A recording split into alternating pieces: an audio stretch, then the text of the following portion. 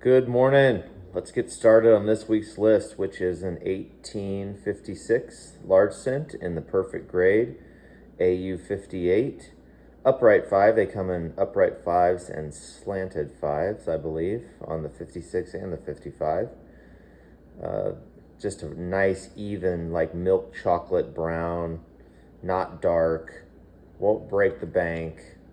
$275, which is still fairly expensive, frankly, but you know, I don't get these coins cheap all the time when they are perfect like this. $275 for what it is. All of the detail of an Unk coin without the price. All right. Next up, a absolute blazer of an Indian cent. This coin will not it shouldn't be any higher than what it is. It's got, you know, some chatter in front of the face, but this coin has the luster of a 67. I love buying coins like this. This is what you should try to shoot for, because the luster is really what makes a coin. It's the number one attribute of grading, in my opinion. It adds to the eye appeal. It just is what really makes a coin exciting to pull out of the box. So this coin is $900, 1904, 65 red, and with a CAC sticker in an old fatty, the one with the little green insert, which are, I don't know if those turned or if they were like that from the beginning. I'm not a slab expert. I just know enough to be dangerous. I will point out that the little bit of the hollow is gone, by the way. So just keep that in mind. $900.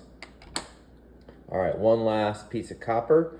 This one, an Indian cent, just a nice blue velvety brown, better date 13S 64 brown CAC, CACG holder. This is $450. CPG is 500, but they tend to sell more along the lines of down here.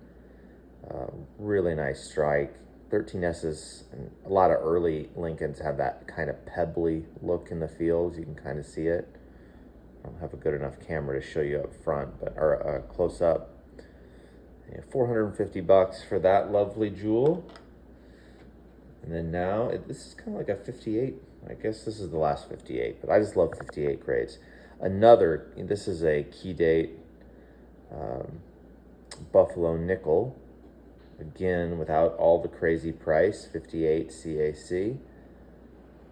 That is a great looking coin. 15S's in gem are like, I don't know how many multiples of what this coin is, but it's a lot. And this isn't even the hardest Buffalo to find with that sort of distinction. This just got lovely, even, soft luster nickel color. No real toning on this piece. Can't get any to pop. Good strike though. 15S's are not the most notorious of the Buffaloes. I'm thinking of like 18S's. Oh my Lord.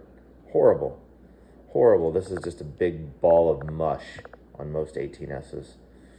So anyway, $975. Great looking key date buff. And then moving on to another tough coin. This coin I think is always undervalued. Seated half dime, 66S, AU53. Original, well, this coin's probably been lightened. I would guess it's been lightened, but it's been lightened nice and it's like retoning decently. It's got a nice soft look to it. There's only 25 coins of this date in all grades stickered or graded at CAC. It's pretty amazing for this little piece. They were abused, they were cleaned, they were roughed up. They don't have a high mintage. This coin is $550. A lot of cool collector coins in this week's list. Who picked this list?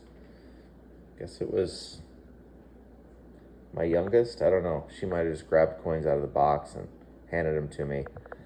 Another collector coin, 32S. $195, which is pretty expensive, but this coin is perfect. Just the perfect look on a semi-key. 32S's are a lot easier than 32Ds, but harder than 32Ps. They are just kind of one of the semi-keys. The only really tough Washingtons are these mid to early 30s dates, but they're fun to collect, and when they look like this, they look great when you pull it out, or even if you crack it out and put it into your album. $195. All right, an old, very worn bust dollar. 1800, good 6 CAC, just nice even wear across the surfaces. Same thing on the reverse. I didn't varietize this. I probably should have. I missed an E over A the other day on a 1795. They don't trade for a ton of a premium, but somebody got a really good deal because I was in a rush, like I am today. Like it feels like I always am. Let me try to count the arrows because 1800s have arrows. 1, 2, 3, 4. I can't see it at this point. Anyway, this coin, $1,700. Perfect piece of Americana, bust dollar, old blue holder, no prongs, and I don't know, that's pretty darn cool. Now another dollar, but a little bit more pedestrian, although it is an OGH and white. Got a tiny little toning spot right there, just pointing it out if you're a white purist. Very clean chic and very high end. This coin, luster wise, is not a blazer. I mean, it's very nice for a P-mint. Just doing some eval on this. Yeah, this coin definitely has attributes of a 6. Let's look at the reverse. Yeah, incredibly clean.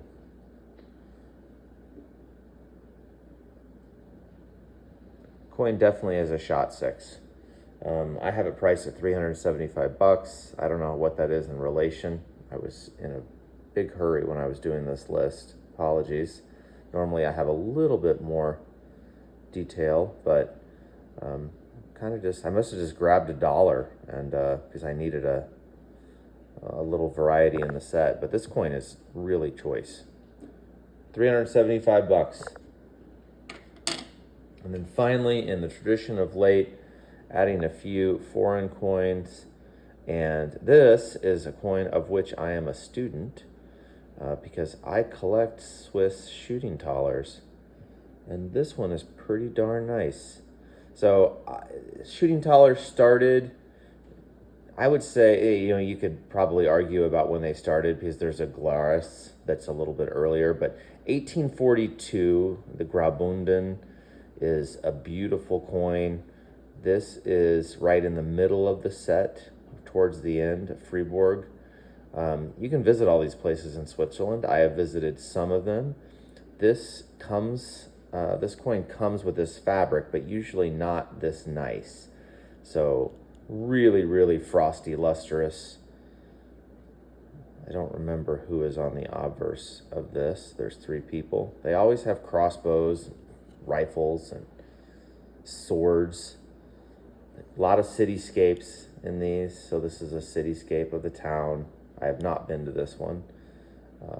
Cool bridge and frosty white, and these things should be worth much more than they are. This is $650. If you're interested in starting a set of shooting thalers, be prepared to be incredibly patient if you want nice ones, and be prepared to you're just gonna have to wait a long time. I've gone years, literally years between adding to my shooting thaler set, and I'm always happy to talk about them. They're a lot of fun and something to learn and read about. You can buy the books, although they are often in German, and but with AI you can get them translated. So anyway, this is $650. Thanks all for listening. If you like what we do here, hit the subscribe button. Until next week, happy hunting.